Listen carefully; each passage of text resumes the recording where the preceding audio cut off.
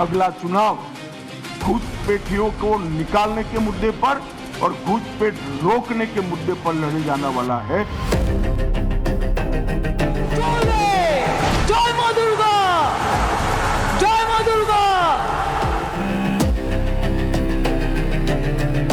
बंगाल की हिंदुओं के हृदय पर घाव इतना गहरा बैठ गया है कि कोई मरहम काम नहीं आएगा। अब आपका जाने का समय तय होगा।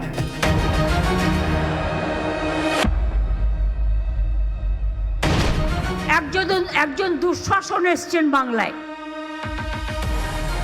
ভোট আসলে দুর্যোধন আর দুঃশাসনরা আসেন।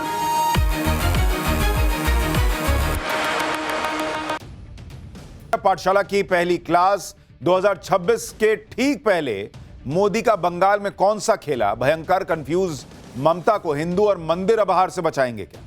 मुसलमान बंगाल के ओवैसी के साथ इधर मोदी ने घुसपैठियों को लेकर क्या पूछ लिया जो ममता को भारी पड़ जाएगा क्या? बाबरी वर्सेस ममता के मंदिर। बंगाल चुनाव के ठीक पहले ममता बनर्जी ने गजब का ब्लंडर कर दिया है क्या? सबसे पहले बंगाल के चुनावों से जुड़ा यह चैप्टर खोल रहा हूं। देखिए, 2025 में नरेंद्र मोदी ने दिल्ली में केजरीवाल को जब हराया था तो लोग सोच भी नहीं सकते थे। खुद केजरीवाल कहते थे भाई कि हमको कोई नहीं हरा सकता। केजरीवाल की पॉलिटिक्स निपट गई दिल्ली में। बिहार में लालू की राजनीति निपटा दी गई।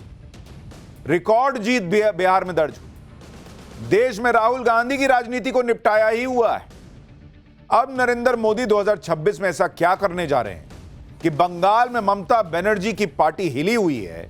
आज इसके बारे में आपको देखना चाहिए, क्योंकि ममता बनर्जी को इस वक्त समझ ही में नहीं आ रहा भाई कि वो करें तो करें क्या। कभी बाबरी मस्जिद पर उनकी राजनीति उलझी हुई है, तो वो कभी हिंदू मंदिर की बात कर रही हैं, कभी हिंदू मंदिर बनते बनते रुक जा रहा है, कभी नया शिलान्यास हो रहा है। मतलब ममता बनर्जी की पॉलिटिक्स पहली बार, जो कहते हैं ना बोलचाल की भाषा में, कि कन्फ्यूजियाई हुई लग रही है। बंगाल में क्या गजब हो रहा है कि ममता बनर्जी इतनी कंफ्यूज हो गई हैं, आज आपको देखना चाहिए। नरेंद्र मोदी ने 2026 से ठीक पहले क्या खेला किया है कि ममता बनर्जी की पॉलिटिक्स बिल्कुल डिरेल होती दिख रही है। जो खुलकर बीजेपी को चुनौती देती थी कि बीजेपी कुछ भी कर ले, उनसे बंगाल में न जीत सकती, लेकिन ऐसी चुनौतियां तो केजरीवाल भी देते थे। केजरीवाल का क्या हुआ वो पूरा देश जानता है। आज केजरीवाल दिल्ली से गायब है। क्या ममता बनर्जी का भी यही हाल होने वाला है जो मोदी ने केजरीवाल के साथ किया? दिल्ली में 27 साल बाद मोदी बीजेपी को सत्ता में लेकर आ गए। अब बंगाल में जो बीजेपी कभी सत्ता में नहीं आई, क्या उसे सत्ता तक पहुंचाकर ही मोदी मानेंगे? कैसे साल बदलने से पहले, 2026 के शुरू होने से पहले, नरेंद्र मोदी ने बंगाल को एक बड़ा मिशन बना दिया है। वहां क्या ऐसा हो रहा है कि ममता बनर्जी ब्लंडर पर ब्लंडर करती चली जा रही है? आज आपको यह पॉलिटिक्स देखनी और समझनी चाहिए। लेकिन पहले जो आज हुआ है उसका एक ट्रेलर देखिए।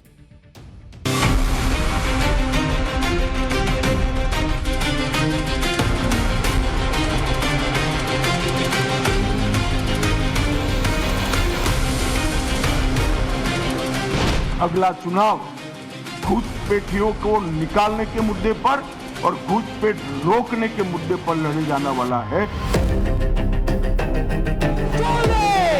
जय मां दुर्गा, जय मां दुर्गा।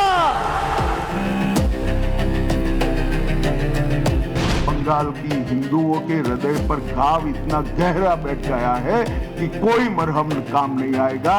अब आपका जाने का समय तय होगा।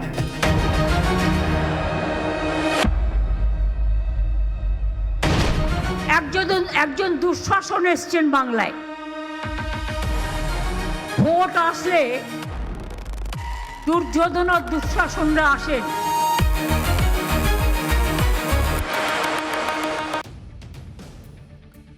बॉस, ठंड के मौसम में बंगाल की सियासत में आग लगी हुई है। बंगाल में गजब हो रखा है। ममता बनर्जी के बारे में कहा जाता है कि एक वक्त पर जय श्री राम के नारे से चिढ़ जाती थी। गाड़ी गुजर रही है, कोई जय श्री राम बोल दे तो गाड़ी रोक के क्या बोला, कौन बोला जय श्री राम जी, ऐसे चिढ़ जाती थी। उनके सामने जय श्री राम के नारे लग जाएं तो गाड़ी रोककर भिड़ जाती थी। वो राम मंदिर को मोदी का गिमिक बताया करती थी। लेकिन बंगाल में नरेंद्र मोदी ने ऐसा खेला किया कि वही ममता बनर्जी मंदिर पर मंदिर बनवाने में जुट गई हैं, जय मां दुर्गे के नारे लगा रही हैं। आप देखिए कि ममता बनर्जी, जिनके ऊपर यह आरोप लगता रहा कि भाई वो वोट बैंक की पॉलिटिक्स के लिए हिंदुओं को साइड करके रखती हैं, उनसे उस तरह से जुड़ नहीं पाती हैं, यह आरोप लगाती है बीजेपी। आज ममता बनर्जी की पॉलिटिक्स देखिए, मंदिर पे मंदिर बनाने की बात, जय मां दुर्गा के नारे लग रहे हैं। एक बार जरा देखिए, फिर आपको पूरी पॉलिटिक्स समझाता हूं। जय मां दुर्गा, जय मां दुर्गा, जय मां दुर्गा, सर्वधर्म जिंदाबाद, सर्वधर्म जिंदाबाद। ममता बनर्जी जय मां दुर्गा के नारे लगा रही हैं, लेकिन बंगाल चुनाव से ठीक पहले ममता बनर्जी बंगाल की बाबरी मस्जिद से दूर होकर हिंदुत्व के रथ पर सवार कैसे हो गए। पब्लिक सोशल मीडिया पर चर्चा कर रही है कि क्या परिवर्तन दिख रहा है कि बाबरी मस्जिद से दूरी और मंदिर मंदिर की बात, जय मां दुर्गा के नारे। आप देखिए ममता बनर्जी बंगाल में कैसे मंदिर पे मंदिर बनवा रही हैं, हिंदुओं के तीर्थों का विकास कर रही हैं। ममता बनर्जी ने कोलकाता में दुर्गा आंगन परिसर का शिलान्यास कर दिया। जनवरी के दूसरे हफ्ते में सिलीगुड़ी में महाकाल मंदिर की नींव रखने का ऐलान कर रही हैं। 5 जनवरी को हिंदुओं की तीर्थ गंगा सागर में पुल की नींव रखने वाली हैं। इससे पहले ममता बनर्जी ने दीघा में जगन्नाथ मंदिर का उद्घाटन कर दिया। यानी मंदिरों की बात ममता बनर्जी कर रही हैं। लोग पूछ रहे हैं कि इतने साल से बंगाल में राज में इतने मंदिर बनवाने का यह सुविचार जो है वो उनको अब आ रहा है। ममता बनर्जी बहुत सोच समझकर ऐसी ऐसी जगह मंदिर बनवा रही हैं जिससे वो बीजेपी के हिंदुत्व को काउंटर कर सके। जैसे बंगाल में महाकाल मंदिर की लोकेशन आप देखिए, ममता बनर्जी ने चुनाव से पहले सिलीगुड़ी में महाकाल मंदिर की नींव रखने की घोषणा कर दी। सिलीगुड़ी उत्तर बंगाल का प्रवेश द्वार है, जहां पिछले लोकसभा और विधानसभा चुनावों में बीजेपी ने टीएमसी का सूपड़ा साफ कर दिया था। उत्तर बंगाल में बीजेपी की पकड़ मजबूत है। इसकी बड़ी वजह वहां का पहाड़ी समुदाय, आदिवासी और गोरखा समुदाय के लोग हैं। भगवान महाकाल पहाड़ी समुदाय, गोरखाओं और उत्तर बंगाल के आदिवासियों को आराध्य हैं। ऐसे में माना जा रहा है कि मुख्यमंत्री ममता बनर्जी चुनाव से पहले महाकाल मंदिर की नींव रखकर उन्हें साधना चाहती हैं। यानी बीजेपी को जो हिंदू कंसोलिडेट होकर वोट कर रहा बंगाल में, उस हिंदू के जरिए ममता बनर्जी इस बार अपनी कुर्सी बचाना चाहती है। ममता बनर्जी ये सब तब कर रही हैं जब बंगाल में बाबरी का बड़ा शोर है। बंगाल की बाबरी मस्जिद पर नोट बरस रहे हैं। बंगाल का मुसलमान बाबरी के नाम पर एकजुट हो रहा है। ममता बनर्जी को भी उम्मीद नहीं रही होगी कि बाबरी के नाम पर बंगाल में इस तरह से मुसलमान एक्टिव हो जाएंगे, और इससे ममता का बना बनाया वोट बैंक, जिसकी तरफ कोई देख भी नहीं सकता, ऐसा माहौल था, उसमें सेंध लगने के कयास लगने लगेंगे। यह ममता बनर्जी सोच भी नहीं सकती। और इसीलिए सवाल उठ रहा है कि क्या ममता बनर्जी को यह दिखने लगा है कि मुसलमान वोट इस बार हो सकता है एक मुश्त ना पड़े, इसलिए थोड़ा हिंदू को भी सेट करके रखना पड़ेगा। क्या इसीलिए ममता बनर्जी अचानक मंदिर मंदिर कर रही हैं? बंगाल में तो ममता बनर्जी ने सब कुछ सेट करके रखा हुआ था, लेकिन बाबरी वाला मामला ममता के लिए आउट ऑफ सिलेबस हो गया। ममता बनर्जी को अब यह चिंता होने लगी है कि अगर मुसलमान बाबरी के नाम पर बंगाल के ओवैसी के साथ खड़ा हो गया और बंगाल के ओवैसी को हैदराबाद वाले ओवैसी का साथ मिल गया, तो फिर ममता के लिए बंगाल का किला बचाना मुश्किल हो जाएगा, क्योंकि मुसलमान अब तक एक तरफा, एक मुश्त भर के ममता बनर्जी को वोट देता था। लेकिन लोग कह रहे हैं, जानकार कह रहे हैं कि ममता बनर्जी आज की डेट में कंफ्यूज दिख रही हैं। वो समझ नहीं पा रही हैं कि कितना हिंदू की तरफ जाऊं, कितना मुसलमान की तरफ जाऊं। वो अपने बिखरते मुस्लिम वोट बैंक को संभालें या हिंदू वोट के पीछे जाएं, ममता बनर्जी कंफ्यूजी आई हुई हैं। और इसी में आप देखिए कि जय श्री राम के नारे को बीजेपी का नारा मानने वाली ममता बनर्जी अब बंगाल में मंदिर और हिंदुओं के लिए बड़े बड़े काम कर रही। जो ममता बनर्जी मुसलमानों को यह भरोसा दे रही थी कि दीदी के बंगाल में मोदी का वक्फ कानून नहीं आएगा तो नहीं आएगा, उस बंगाल में वक्फ कानून लागू करने का फरमान जारी हो चुका है। बंगाल में जिस 27% मुस्लिम वोट बैंक को ममता बनर्जी अपनी पार्टी का फिक्स्ड वोट बैंक मानती आई, उन्हीं मुसलमानों की बाबरी मस्जिद से ममता बनर्जी ने मुंह फेर लिया।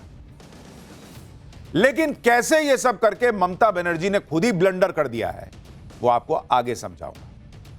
लेकिन पहले देखिए कि बंगाल की पॉलिटिक्स को नरेंद्र मोदी कहां ले जा रहे हैं। क्योंकि पीएम मोदी को हिंदुत्व की पिच पर जाकर हराने की रणनीति राहुल गांधी एक बार कर चुके हैं और उनको भारी पड़ गई थी। गुजरात में साल 2017 में विधानसभा चुनाव हुए थे। उस चुनाव में राहुल गांधी ने गुजरात में मंदिर मंदिर घूम घूम के परिक्रमा की थी, बहुत चक्कर काटे, लेकिन राहुल गांधी के सॉफ्ट हिंदुत्व का कोई फायदा ना हुआ। गुजरात में कांग्रेस फिर सत्ता से बाहर हो गई।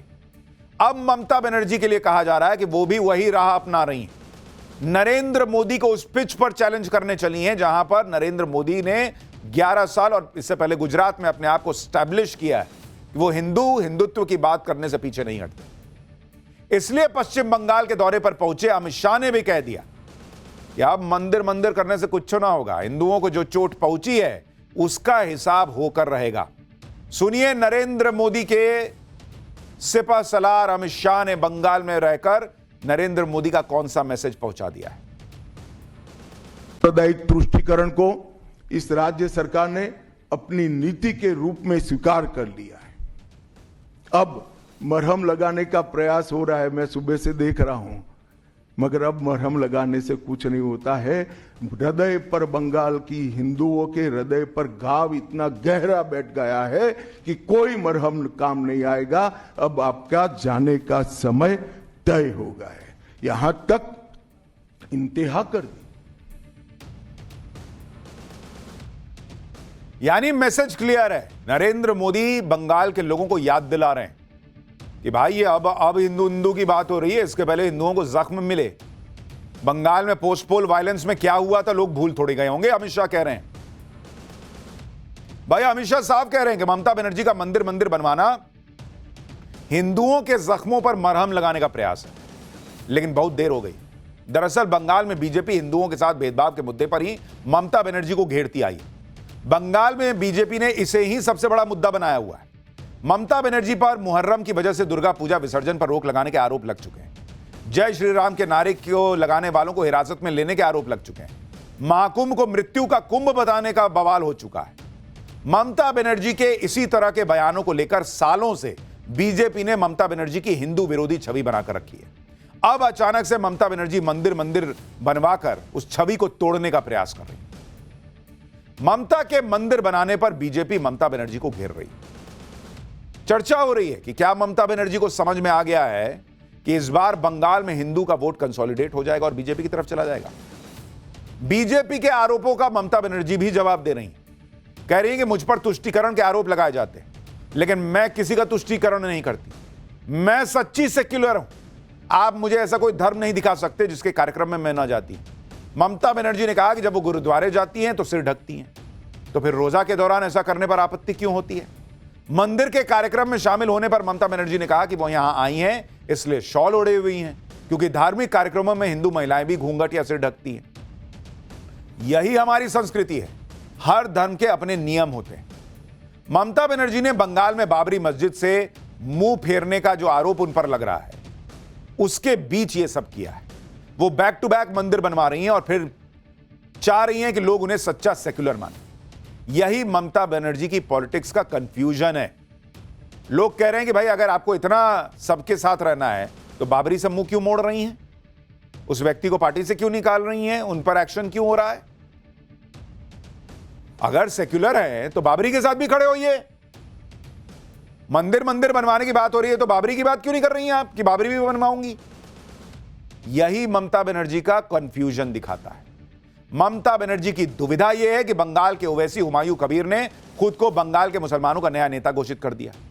एक तरफ बंगाल के मुसलमानों का ध्रुवीकरण बंगाल के ओवैसी की तरफ हो रहा है, तो दूसरी तरफ हिंदू वोट नरेंद्र मोदी के नाम पर एकजुट हो रहा है।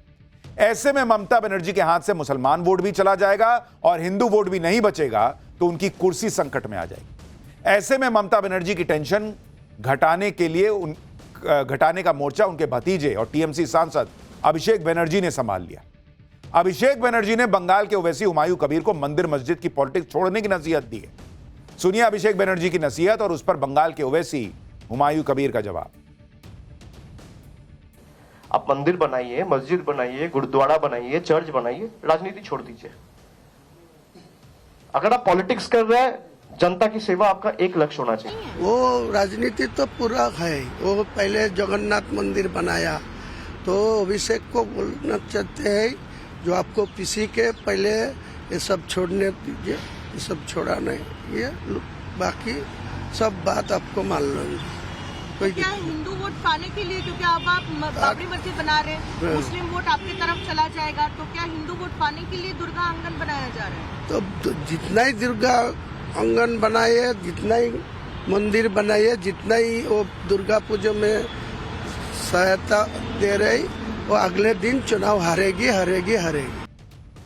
भाई अभिषेक बनर्जी कह रहे हैं कि आप मंदिर बनाइए, मस्जिद बनाइए, गुरुद्वारा बनाइए, चर्च बनाइए, पॉलिटिक्स छोड़ दीजिए अगर यही सब करना है तो। बाबरी मस्जिद बनाने वाले को अगर बाबरी मस्जिद बनानी है, मुसलमानों के सहयोग से बनानी है, तो वो पॉलिटिक्स छोड़ दे। तो फिर ममता बनर्जी को भी बोलिए, वो भी तो कह रही है यहां मंदिर बनाऊंगी, वहां मंदिर बनाऊंगी। तो ममता बनर्जी को बोले अभिषेक बनर्जी कि आप भी पॉलिटिक्स छोड़ दीजिए, बाबरी मस्जिद बनाने वाला पॉलिटिक्स छोड़ दे। यही बंगाल के मुसलमानों को इस वक्त बीजेपी दिखा रही है कि देखो ये लोग कैसे मुसलमान से दूर जा रहे हैं। बंगाल के ओवैसी अगर मुसलमानों का वोट काट करके ममता बनर्जी को जबरदस्त झटका देने का प्रयास कर रहे हैं, तो उधर ममता बनर्जी को यह भी डर है कि कांग्रेस, लेफ्ट और दूसरी पार्टियों के हिंदू वोट बीजेपी खींच रही है। पिछले चुनाव के आंकड़े बता रहे हैं कि बंगाल का हिंदू वोट लगातार बीजेपी की तरफ शिफ्ट हो रहा है। बीजेपी का दावा है कि पिछले साल के लोकसभा चुनाव में उसे बंगाल में करीब 69% हिंदू वोट मिले। 2024 के लोकसभा चुनाव में ममता बनर्जी को 5 हिंदुओं में से केवल 1 हिंदू का वोट मिला, यानी करीब 17% हिंदू वोट। वहीं सीएसडीएस की रिपोर्ट के मुताबिक 2019 के लोकसभा चुनाव में बीजेपी को बंगाल में 57% हिंदू वोट मिले थे और 2014 में सिर्फ 21%। इस बार बंगाल चुनाव में बीजेपी का टारगेट है कि वो राज्य के 80% हिंदू वोटर से वोट डलवा सके, ताकि उसका हिंदू वोट बैंक 5% और बढ़कर 74% तक अगर पहुंच गया तो उसकी सीटें भी बढ़ जाएंगी। और इसके लिए बिहार चुनाव के बाद ही पीएम मोदी ने बंगाल प्लान पर एक्शन शुरू कर दिया। बीजेपी के तमाम बड़े नेता बंगाल में डेरा डाल चुके हैं और 3 दिन के दौरे पर बंगाल पहुंचे अमित शाह भी कह रहे हैं कि मंदिर पॉलिटिक्स शुरू करने में ममता बनर्जी ने बहुत देर कर दी। मंदिर और मस्जिद दोनों की राजनीति कौन कर रहा है? एक तृणमूल से निकले हुए एमएलए कर रहे हैं और एक तृणमूल कांग्रेस कर रही है। मैं तो भाई किसी भी कारण से मंदिर बनाते ही इसका स्वागत करता हूं, मगर बहुत देरी कर दी है उन्होंने। बीजेपी ने बंगाल पे पूरा जोर लगा दिया है बॉस। बंगाल में मंदिर मस्जिद की पॉलिटिक्स में घिरी ममता बनर्जी की एक बड़ी मुसीबत बांग्लादेशी घुसपैठियों का मुद्दा भी है। घुसपैठियों पर आज ममता बनर्जी से वो सवाल पूछे गए जो उन्हें चुनाव में बहुत भारी पड़ जाएंगे, क्योंकि ममता बनर्जी अक्सर कहती रहती है कि घुसपैठी अगर आ रहे हैं तो फिर कहां से आ रहे हैं? जिम्मेदारी तो केंद्र सरकार की है, बीएसएफ तो मोदी शाह के पास है, बॉर्डर सिक्योरिटी फोर्स। लेकिन आज ममता बनर्जी से अमित शाह ने उलटकर सवाल कर दिया कि कौन सरकार है जो बॉर्डर पर फेंसिंग के लिए जगह ही नहीं दे रही है? घुसपैठिया बंगाल के किसी गांव में घुसता है तो उस पर किसी तरह का एक्शन क्यों नहीं लिया जाता? ममता सरकार क्या कर रही है? घुसपैठियों को वापस क्यों नहीं भेजती? अमित शाह ने यह भी सवाल पूछा कि बंगाल की तरह कश्मीर, असम, त्रिपुरा के बॉर्डर से घुसपैठ क्यों नहीं हो पाती, क्यों बंगाल में हो जाती है? यानी अमित शाह ने पूरा सवाल घुमा के ममता बनर्जी की टेबल की तरफ कर दिया कि आप बताइए बंगाल में यह कैसे हो रहा है। उन्होंने तो खुल के कहा भाई कि घुसपैठ के मुद्दे पे हम चुनाव लड़ेंगे। बंगाल के लोगों को देखना होगा कि उनका हक घुसपैठियों को देना है या उन घुसपैठियों को बाहर करना है। सुनिए अमित शाह को।